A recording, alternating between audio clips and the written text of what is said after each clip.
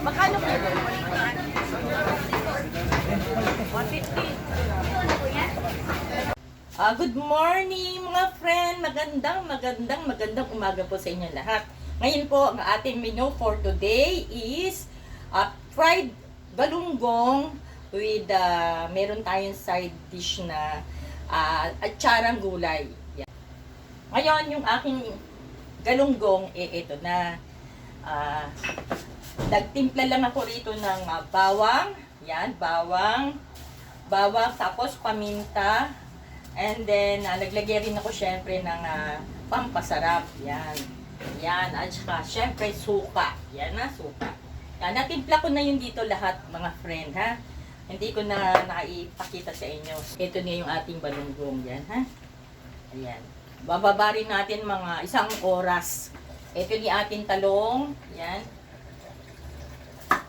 Ang ampalaya. Ayan. Ganyan lang hiwa. Slide lang din siya para siyang talong. Ayan. Ganyan din siya. Ayan. Ganyan kalalaki rin siya. Parang talong. Ayan. Ako, napakasarap ito pag nasubukan nyo ito mga friend. Kahit ito lang. Minsan ito lang kinakain ko eh.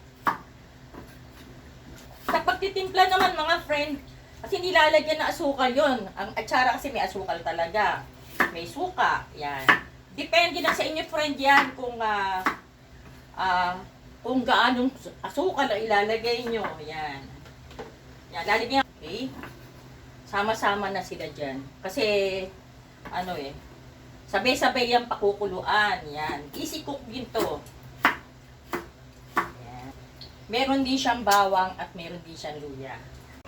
O, tingnan nyo friend, very colorful. O, tingnan nyo ha, very colorful siya. Ito yung ating gagawing atsarang gulay ha.